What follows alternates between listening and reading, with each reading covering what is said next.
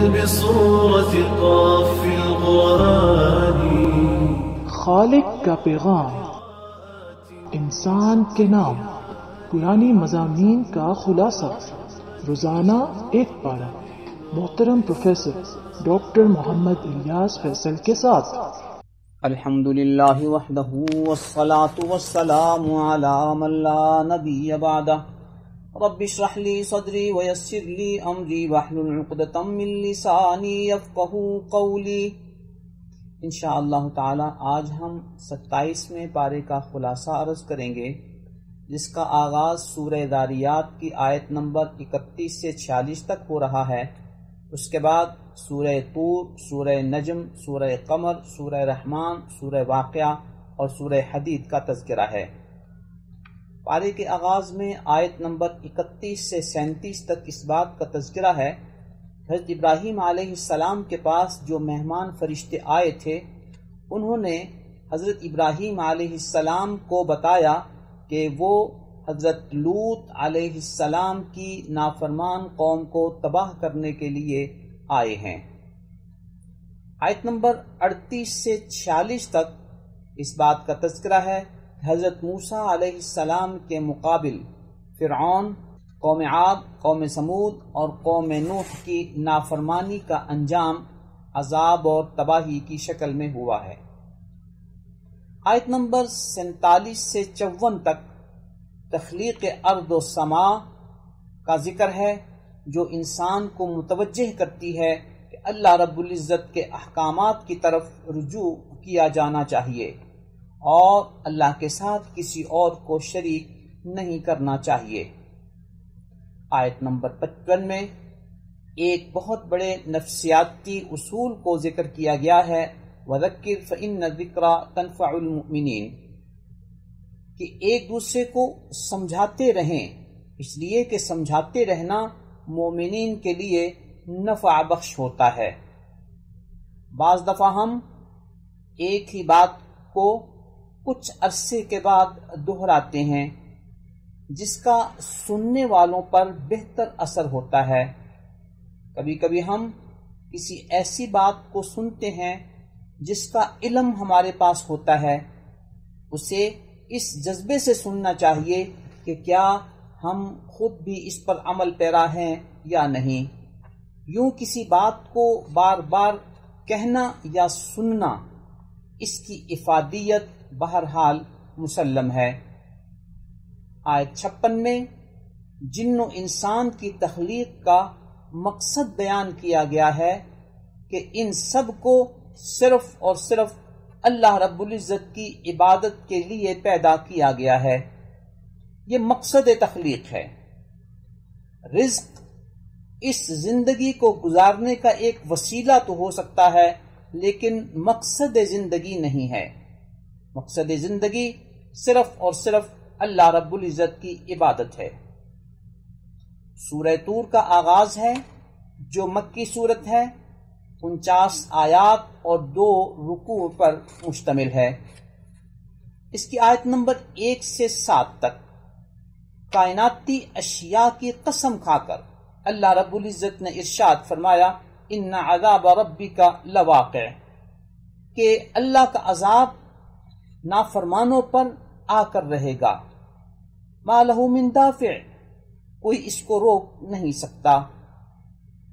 آیت نمبر 8 سے 28 تک قیامت آنے کا ذکر ہے، اہل جہنم کے عذاب اور اہل جنت کے انعامات کا تذکرہ ہے۔ ان آیات میں اس بات کا تذکرہ ہے کہ جہنم کے مستحقین کو کہا جائے گا، اسلوہا، تم اس میں داخل ہو جاؤ، فاصبروا او لا تصبروا، آج تم صبر کرو یا نہ کرو، سواء علیکم، یہ سب تمہارے لیے برابر ہے، انما تجزون ما کنتم تعملون، جو کچھ تم عمل کرتے رہے ہو آج تمہیں اسی کا بدلہ دیا جا رہا ہے۔ جبکہ اہل جنت کے بارے میں اس بات کا تذکرہ ہے کہ جب ان کو اللہ رب العزت کے انعامات مل جائیں گے تو وہ عرض کریں گے، انا کننا من قبل ندعو، ہم اللہ رب العزت سے انہی انعامات کی دعائیں مانگا کرتے تھے۔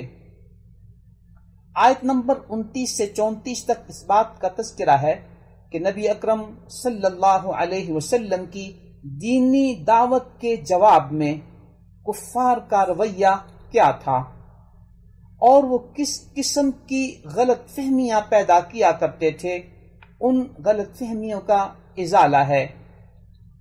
اللہ فرماتے ہیں کہ میرے نبی پر جو الزامات لگائے جاتے ہیں کہ وہ کاہن ہے، مجنون ہے، شاعر ہے، ہرگز ایسا نہیں ہے۔ وہ قرآن کو خود گھڑ کر یا بنا کر پیش نہیں کرتا۔ اگر پھر بھی تمہیں اس بات پر اصرار ہے کہ وہ خود قرآن بنا کر پیش کرتا ہے تو پھر تم بھی کوئی اس جیسی بات، اس جیسی آیت بنا کر پیش کر دو تاکہ تمہاری یہ بدگمانی کی حقیقت واضح ہو جائے۔ آیت نمبر 34 سے 49 تک اس بات کا تذکرہ ہے کہ انسان کو دعوت فکر دی جا رہی ہے کہ وہ کتنا عاجز و بے بس ہے، اور پھر بھی وہ کبھی کبھی بڑے بڑے بول بولتا ہے۔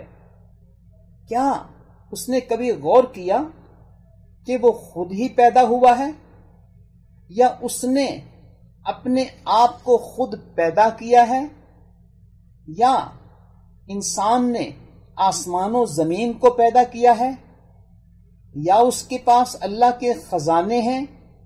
جب نہیں اور وہ ایک بے بس انسان ہے تو پھر اسے چاہیے کہ اللہ رب العزت کی طرف رجوع کرے۔ اس کی بے بسی اور بے کسی کا تو یہ عالم ہے کہ اگر اللہ کی طرف سے ان لوگوں پر آسمان سے عذاب کا کوئی ٹکڑا گر رہا ہوتا ہے تو وہ یہ سمجھتے ہیں کہ بادل آئے ہیں اور بارش برسنے والی ہے، لہذا وہ خوش ہو جاتے ہیں۔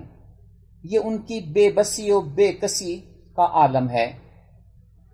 سورہ نجم کا آغاز ہے جو مکی سورت ہے، 62 آیات اور 3 رکوعوں پر مشتمل ہے۔ اس کے آغاز میں والنجم قسم کھائی گئی ہے اور اسی مناسبت سے اس سورت کا نام ہی سورہ نجم ہے۔ اس سورت کی آیت نمبر 1 میں نبی اکرم صلی اللہ علیہ وسلم کے حق اور سچ ہونے کا تذکرہ ہے، اور اس بات کا تذکرہ کہ آپ پر اللہ رب العزت نے جو وحی نازل کی ہے وہ کسی بھی شک و شبہ سے بالاتر ہے۔ نبی مکرم آقا معظم صلی اللہ علیہ وسلم دینی معاملات میں اللہ کی وحی کے بغیر کچھ اظہار خیال نہیں فرماتے تھے، وہ وحی جلی ہو یا وحی خفی ہو۔ آیت نمبر 19 میں لات و منات اور عزا بتوں کا تذکرہ ہے۔ یہ نام اور ان کی طرف منسوب عبادتیں جو مشرکین نے منسوب کر رکھی ہیں، یہ سب کچھ من گھڑت ہے۔ اس پر اللہ رب العزت نے کوئی دلیل نازل نہیں فرمائی ہے۔ واضح رہے کہ عرب خطے میں لات یہ طائف میں قبیلہ ثقیف کا بت تھا جسے وہ پوجتے تھے۔ عزا قریش کا بت تھا اور منات بنو ہلال کا بت تھا۔ ان کے علاوہ اور بہت سے چھوٹے چھوٹے بت تھے جنہیں اللہ کے علاوہ پوجا جاتا تھا۔ ہمارے پیغمبر صلی اللہ علیہ وسلم جو دعوت توحید لے کر آئے تھے، لا الہ الا اللہ محمد الرسول اللہ، اللہ کے علاوہ اور کوئی معبود نہیں، محمد صلی اللہ علیہ وسلم اللہ کے رسول ہیں، اس کلمے کی روح سے تو کوئی گنجائش ہی نہیں تھی کہ ایسے غیر اللہ کی عبادت کی جائے۔ یہی وجہ ہے کہ فتح مکہ کے بعد نبی اکرم صلی اللہ علیہ وسلم نے ان تمام بتوں پر جو عمارات بنی گئی تھیں انہیں منہدم کرا دیا اور ان بتوں کو تڑوا دیا۔ اسلام کی دعوت توحید میں صرف ایک اللہ ہی معبود برحق ہے، اس کے علاوہ کوئی درخت، کوئی پتھر، کوئی جن، کوئی زندہ یا مردہ انسان اللہ کے علاوہ عبادت کا مستحق نہیں ہے، اور اللہ کے علاوہ ان سب چیزوں کو پوجنا، ان کو سجدے کرنا، ان سے حاجتیں مانگنا اور ان کے نام کی نظر و نیاز دینا، یہ سب شرک ہے۔ مقام افسوس ہے کہ آج کل بعض کلمہ گو حضرات نے بھی ہر شہر اور قصبے میں ایسی درگاہیں اور بارگاہیں بنا رکھی ہیں جہاں یہ سب شرک ہوتا ہے، جہاں غیر اللہ کو سجدے ہوتے ہیں، ان قبر والوں سے دعائیں مانگی جاتی ہیں اور ان کے سامنے نذرانے پیش کیے جاتے ہیں۔ حال ہی میں اسی صورتحال کی بابت تجزیہ کرتے ہوئے کچھ اشعار کہے تھے: کرے غیر گر بت کی پوجا تو کافر، کرے غیر گر بت کی پوجا تو کافر، جو ٹھہرائے بیٹا خدا کا تو کافر، مگر مومنوں پر کشادہ ہیں راہیں، پرستش کریں شوق سے جس کی چاہیں، نہ توحید میں کچھ خلل اس سے آئے، نہ اسلام بگڑے نہ ایمان جائے۔ لہذا حقیقت حال یہی ہے کہ جو شخص بھی اللہ کے ساتھ کسی کو شریک ٹھہراتا ہے وہ مشرک ہے، اللہ رب العزت کے ہاں اس کی کوئی عبادت قبول نہیں، اور اگر وہ اسی حالت میں مر گیا تو ان اللہ لا یغفر ان یشرک بہ، کہ اللہ شرک کے گناہ کو معاف نہیں کرے گا، وَيَغْفِرُ مَا دُونَ ذَلِكَ لِمَنْ يَشَاءُ، اور اس سے کم جو گناہ ہیں وہ چاہے تو معاف کر دے گا۔ اس سورت کی آخری آیت میں سجدہ تلاوت ہے، جس کو سننے کے بعد ایک سجدہ کیا جاتا ہے۔ نبی مکرم صلی اللہ علیہ وسلم نے ایک مرتبہ یہ سورہ نجم سب کو پڑھ کر سنائی۔ سننے والوں میں مسلمان اور کافر بھی موجود تھے۔ جب سورت کے آخر میں اللہ کے حضور اس سجدے کا ذکر آیا، فَاسْجُدُوا لِلَّهِ، کہ اللہ کے حضور سجدہ کرو، تو تمام مسلمان و کافر اللہ کے حضور سجدہ ریز ہو گئے، سوائے ایک متکبر کافر شخص کے جس نے مٹی کو اٹھا کر اپنے ماتھے کے ساتھ لگا لیا اور کہا کہ میرا اتنا ہی سجدہ کافی ہے۔ روایات میں آتا ہے کہ یہ شخص بالآخر کفر کی حالت میں مرا۔ سورہ قمر کا آغاز ہے جو مکی صورت ہے، 55 آیات اور 3 رکوعوں پر مشتمل ہے۔ سورت کے آغاز میں وَانشَقَّ الْقَمَرُ، چاند کے 2 ٹکڑے ہونے کا اور انشقاق قمر کا ذکر ہے۔ اس مناسبت سے اس سورت کا نام ہی سورہ قمر ہے۔ شق قمر کا معنی ہے چاند کا 2 ٹکڑے ہو جانا۔ یہ نبی مکرم صلی اللہ علیہ وسلم کے ان بڑے بڑے معجزات میں سے ایک ہے جن کا تذکرہ قرآن کریم میں ہے۔ نبی اکرم صلی اللہ علیہ وسلم مینا میں تھے کہ بعض مسلمان اور کفار مکہ بھی وہی تھے۔ کفار نے آقا مکرم صلی اللہ علیہ وسلم سے اس بات کا مطالبہ کیا کہ آپ اپنی نبوت کی سچائی پر کوئی واضح دلیل اور نشانی اور معجزہ پیش کریں۔ اللہ تعالیٰ کی قدرت سے نبی اکرم صلی اللہ علیہ وسلم نے انہیں چاند کے 2 ٹکڑے کر دکھائے، یہاں تک کہ چاند کا ایک ٹکڑا پہاڑ کی ایک جانب اور چاند کا دوسرا ٹکڑا پہاڑ کی دوسری جانب ہو گیا۔ اتنا واضح معجزہ دیکھ کر بھی کفار کہنے لگے یہ تو آپ نے جادو کیا ہے۔ مغرب کے پروردہ ایک ملحد شخص غامدی صاحب چونکہ بالعموم معجزات کے منکر ہیں، لہذا انہوں نے اپنی کتاب البیان میں نبی مکرم صلی اللہ علیہ وسلم کے اس عظیم معجزے کی بابت تشکیک پیدا کرنے کی کوشش کی ہے۔ وہ البیان کی جلد 4 صفحہ 82 پر سورہ قمر میں شق القمر کے ذیل میں نقل کرتے ہیں کہ اس طرح کی نشانیوں کے لیے یہ ضروری نہیں کہ رسول نے ان کو اپنے معجزے کے طور پر پیش کیا ہو۔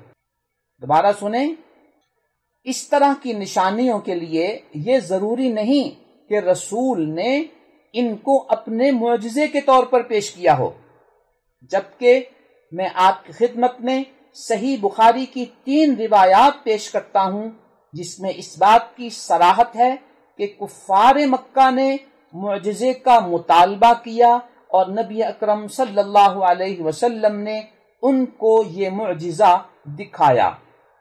صحیح بخاری کے حدیث نمبر 3637 میں ہے، ان اہل مکہ تسألوا رسول اللہ صلی اللہ علیہ وسلم ان یریہم آیتا فاراہم انشقاق القمر، کہ اہل مکہ نے نبی اکرم صلی اللہ علیہ وسلم سے سوال کیا کہ وہ انہیں کوئی معجزہ دکھائیں، تو آپ صلی اللہ علیہ وسلم نے انہیں چاند کے 2 ٹکڑے کرنے والا معجزہ دکھا دیا۔ اسی صحیح بخاری کی حدیث نمبر 3868 میں ہے، ان اہل مکہ سألوا رسول اللہ صلی اللہ علیہ وسلم ان یریہم آیتا فاراہم القمر شقین، اہل مکہ نے رسول اللہ صلی اللہ علیہ وسلم سے سوال کیا کہ وہ انہیں کوئی معجزہ دکھائیں، تو آپ نے چاند کو 2 ٹکڑے کر کے انہیں دکھا دیا۔ اسی موضوع کی روایت صحیح بخاری کی حدیث نمبر 4867 میں بھی موجود ہے۔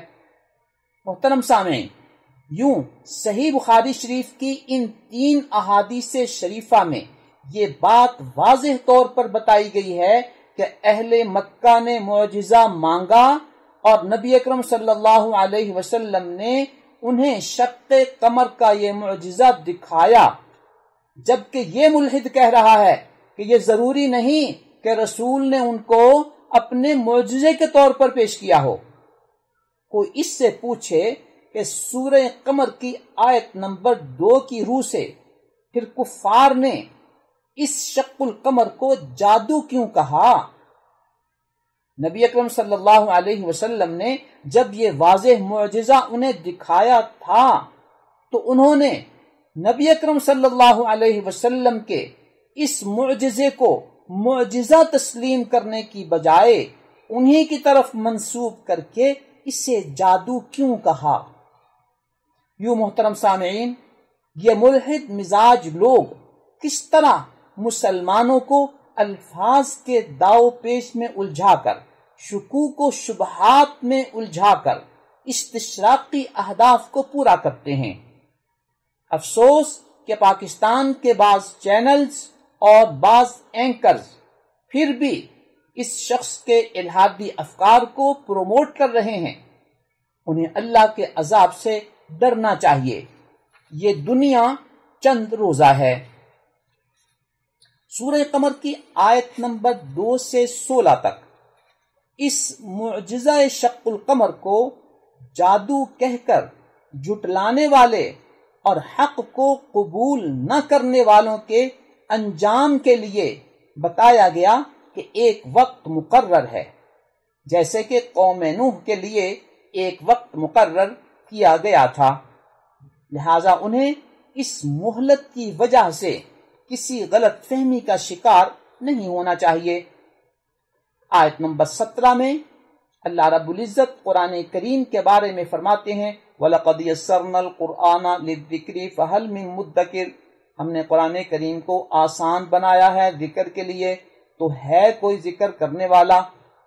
قرآن کریم کو سیکھنا بھی آسان، قرآن کریم کو پڑھنا بھی آسان، قرآن کریم کو پڑھانا بھی آسان، قرآن کریم کو سمجھنا بھی آسان، قرآن کریم پر عمل کرنا بھی آسان، قرآن کریم کی طرف دعوت دینا بھی آسان۔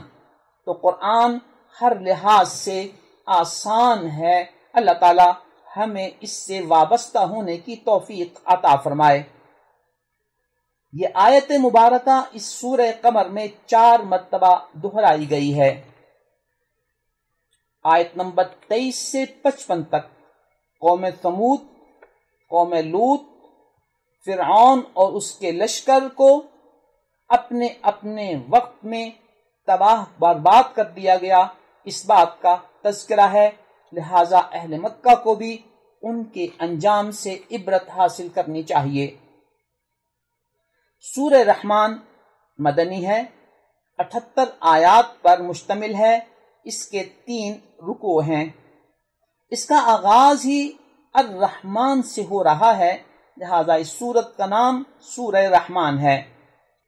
اس سورت مبارکہ میں فَبِأَيِّ آلَاءِ رَبِّكُمَا تُكَذِّبَانِ، تم رب کی کس کس نعمت کو جھٹلاؤ گے۔ اس آیت کا 31 مرتبہ تذکرہ ہوا ہے۔ سورہ رحمان کی آیت نمبر 1 سے 9 تک اس بات کا تذکرہ ہے کہ اللہ تعالیٰ نے اپنے انعامات نازل کیے، خاص طور پر قرآن نازل کیا۔ تم ذرا غور تو کرو کہ قرآن تم لوگوں کی باہم گفتگو، سورج، چاند، ستارے، درخت اور آسمانی نظام ایک متوازن سسٹم کے مطابق چلتا ہے۔ اگر اس سسٹم میں توازن نہ ہو تو یہ نظام کامیابی سے نہیں چل سکتا۔ اے بندو، تم بھی ناپ تول کو پورا کیا کرو، توازن سے ناپ تول کیا کرو، اس میں کمی بیشی نہ کیا کرو، وگرنہ تمہارا نظام بھی نہیں چل پائے گا اور تم ناکام ہو جاؤ گے۔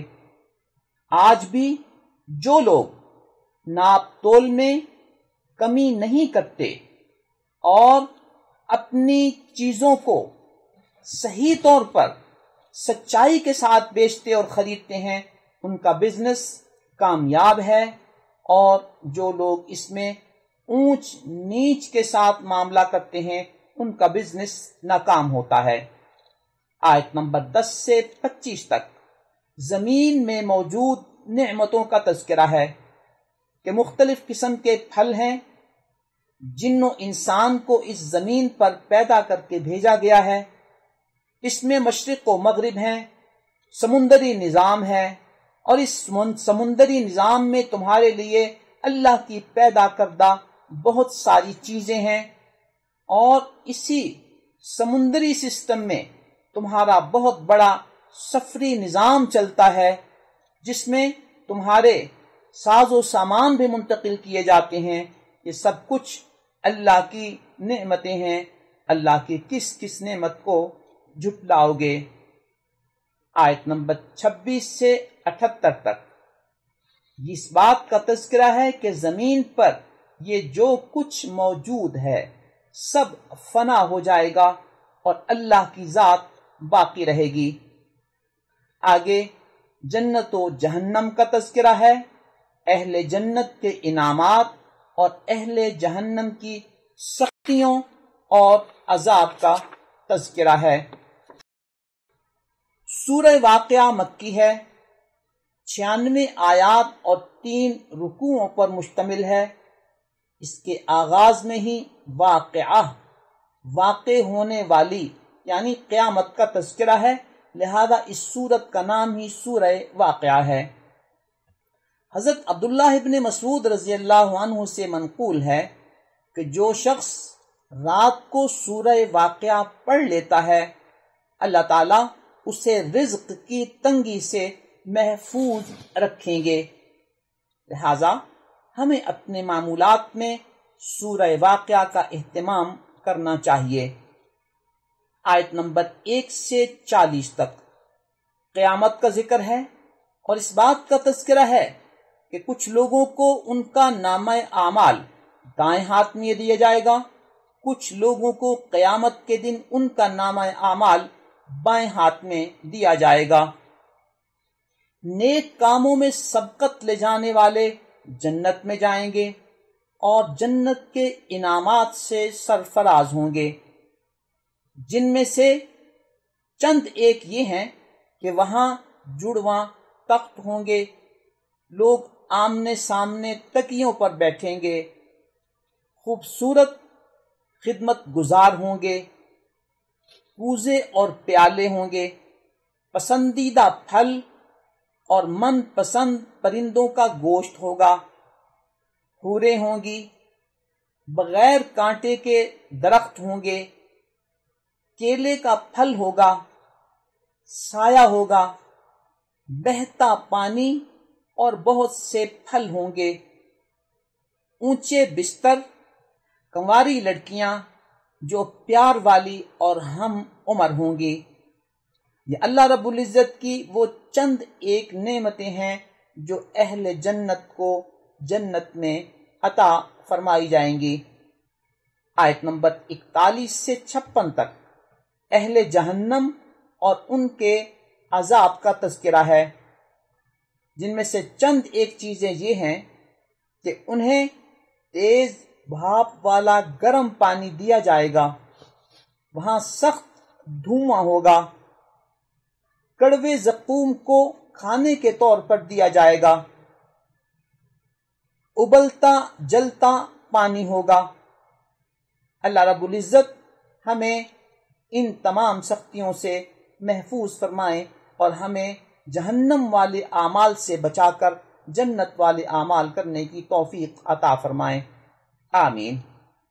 آیت نمبر 57 سے 74 تک اس بات کا تذکرہ ہے کہ تم غور تو کرو اپنی تخلیق پر اور اس بات پر کہ تمہیں موت آئے گی، تمہاری یہ کھیتیاں، یہ پانی اور جن چیزوں سے تم آگ جلاتے ہو، ان سب چیزوں کو کیا تم نے پیدا کیا ہے یا ہم نے پیدا کیا ہے؟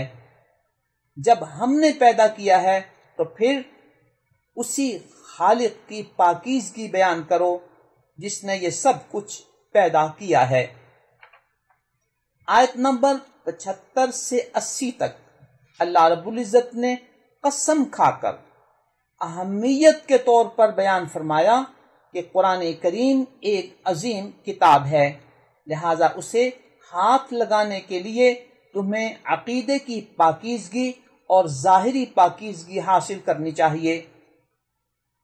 سورہ حدید مدنی ہے، 29 آیات اور 4 رکوعوں پر مشتمل ہے۔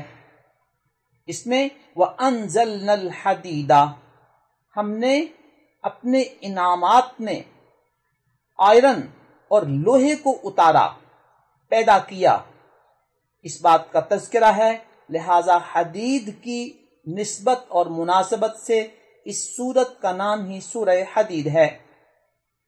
اس سے انسان کو غور کرنا چاہیے کہ لوہا، آئرن اللہ کی کتنی بڑی نعمت قرار دی گئی، گویا اس پہ اگر غور کیا جائے تو اس سے کیا کچھ بن سکتا ہے کہ اللہ نے اسے اتنی بڑی نعمت قرار دیا، لہذا اسے تحقیق و ریسرچ میں آگے بڑھتے ہوئے اس لوہے سے وہ سب کچھ بنانا چاہیے جو اس سے بن سکتا ہے۔ آیت نمبر 1 سے 11 تک اس بات کا تذکرہ ہے کہ ہر چیز اللہ رب العزت کی ذات کی تسبیح بیان کرتی ہے، اسی کا ذکر کرتی ہے جو سب سے پہلے ہے، جو سب سے آخر میں باقی رہنے والا ہے، وہی خالق ارض و سما ہے، اس نظام کی حکومت اسی کے پاس ہے، دن اور رات کو وہی وجود میں لاتا ہے اور دلوں کے بھید بھی وہی جانتا ہے، لہذا اسی پر ایمان لاؤ اور اسی کے رسول پر ایمان لاؤ، کیونکہ وہی ہے جو تمہیں گمراہی کے اندھیروں سے ہدایت کی روشنی کی طرف بلانے والا نظام ہدایت عطا فرماتا ہے۔ اس کی دی ہوئی دولت اسی کے رستے میں خرچ کرو گے تو وہ اسے تمہارے لیے بڑھاتا رہے گا، اضعافا مضاعفہ، زیادہ سے زیادہ، 2 گنا اور کئی گنا کرتا رہے گا، اور وہ تمہیں اجر کے طور پر قیامت کے دن عطا کیا جائے گا۔ آیت نمبر 12 سے 15 تک اس بات کا تذکرہ ہے کہ قیامت کے دن اہل جنت نور کے جلووں میں چل رہے ہوں گے، جبکہ منافقین اندھیروں میں چلتے ہوں گے، اور جب وہ مومنین کی روشنی کو دیکھیں گے تو درخواست کریں گے کہ ہمیں بھی کچھ روشنی اس میں سے عطا کر دی جائے، لیکن ان کی یہ درخواست ان کی بدعمالیوں کی وجہ سے آج قبول نہیں ہوگی۔ اللہ فرماتے ہیں کہ آج وہ دن ہے کہ ایسے لوگوں سے نہ تو کوئی فدیہ لے کر ان کے عذاب کو معاف کیا جا سکتا ہے، بلکہ جو کچھ انہوں نے کیا آج انہیں اس کی سزا ملے گی۔ آیت نمبر 16 میں ہے، کیا اب بھی ایمان والوں کے لیے وقت نہیں آیا کہ وہ اللہ کے حضور گڑ گڑا کر اللہ کو یاد کریں؟ یعنی جب یہ سب کچھ قیامت کے دن ہوگا اور تمہیں بتا دیا گیا ہے تو کیا اب بھی ایمان والوں کے لیے وقت نہیں آیا کہ وہ اللہ کے حضور گڑ گڑا کر اللہ کو یاد کیا کریں، دین کی تعلیمات پر عمل کریں اور پہلے لوگوں کی طرح سخت دل نہ بنے؟ حضرت فضیل ابن عیاض کی بابت آتا ہے کہ وہ کہیں چوری ڈکیتی کے لیے جا رہے تھے کہ رستے میں کسی کو یہ آیت تلاوت کرتے ہوئے سنا، أَلَمْ يَأْنِ لِلَّذِينَ آمَنُوا أَن تَخْشَعَ قُلُوبُهُمْ لِذِكْرِ اللَّهِ، کیا اب بھی ایمان والوں کے لیے وقت نہیں آیا کہ وہ اللہ کے حضور گڑ گڑا کر اللہ کو یاد کریں؟ اس آیت کو سنا اور وہیں رک گئے اور یہ کہنے لگ گئے کہ وہ وقت آ گیا ہے جب انسان اللہ کے حضور گڑ گڑائے۔ وہاں روتے رہے، یہ کلمہ دہراتے رہے اور ان تمام اعمال سے تائب ہو کر اللہ کے نیک بندے اور ولی بن گئے۔ آیت نمبر 17 سے 19 تک اللہ رب العزت کی توحید کا بیان ہے۔ جو لوگ اپنے عقیدہ و عمل سے اس عقیدے کی توحید کی تصدیق کریں گے وہ مقام صدیقیت پر فائز ہو کر انعام یافتہ بنیں گے، اور جو شخص کفر کرے گا اس کا ٹھکانہ جہنم ہے۔ آیت نمبر 20 میں ہے کہ دنیا بے ثبات ہے، لہذا دنیا کی طرف رغبت کرنے کی بجائے اور دنیا کو اپنا مقصد، ہدف اور ٹارگٹ سمجھنے کی بجائے اللہ کی مغفرت اور اللہ کی جنت کی طرف بڑھو اور ایک دوسرے سے سبقت لے جانے کی کوشش کرو۔ آیت نمبر 26 میں حضرت نوح علیہ السلام، حضرت ابراہیم علیہ السلام اور بعض دیگر رسل کا اجمالی تذکرہ ہے، اور پھر حضرت عیسیٰ علیہ السلام اور ان کی امت کا تذکرہ ہے جن پر انجیل نازل فرمائی گئی تھی۔ ان کے بارے میں یہ ارشاد فرمایا کہ وَرَهْبَانِيَّةً ابْتَدَعُوهَا مَا كَتَبْنَاهَا عَلَيْهِمْ، یہ جو رہبانیت انہوں نے اختیار کی ہے یہ خود انہوں نے گھڑی ہے۔ گویا دین و دنیا کا جو ایک توازن ہے کہ دین کو مقصد بنانا ہے اور دنیا کو ساتھ لے کر چلنا ہے، یہ اسلام کا وہ متوازن نقطۂ پیغام ہے جس کی طرف اللہ تعالیٰ نے ہمیں اور پہلی امتوں کو متوجہ کیا تھا۔ لیکن دنیا کو چھوڑ کر صرف اور صرف دین کی طرف متوجہ ہو جانا اور رہبانیت اختیار کر لینا، دنیا سے منقطع ہو جانا، یہ نظام بعض عیسائیوں نے اختیار کیا تھا۔ اس کی بابت اللہ رب العزت نے وضاحت فرما دی کہ یہ رہبانیت والا سسٹم اور نظام میرا نازل کردہ نہیں ہے بلکہ ان کا گھڑا ہوا ہے۔ آج ہمارے ماحول میں بھی اگر کہیں رہبانیت کا تصور یا تاثر پایا جائے تو یہ آیت ہمارے سامنے رہنی چاہیے کہ اللہ اور اللہ کے رسول صلی اللہ علیہ وسلم نے جو متوازن نظام ہمیں دیا ہے اس میں دین و دنیا کی کیا حیثیت ہے، اسی کے مطابق اس کو لے کر چلنا یہی کامیابی کا معیار ہے، اور دنیا کو چھوڑ کر صرف دین ہی کو اپنا لینا اور باقی دنیا سے منقطع ہو جانا یہ رہبانیت ہے جو اسلام کا پیغام نہ کبھی پہلے تھا نہ کبھی آج ہے۔ اللہ رب العزت ہمیں اپنی تعلیمات پر صحیح طریقے سے صحیح انداز میں عمل کرنے کی توفیق عطا فرمائے اور ہمیں قرآن کریم اور قرآنی تعلیمات سے وابستہ رکھے، آمین ثم آمین۔ نظروا للطيبة ونور طه يسطعون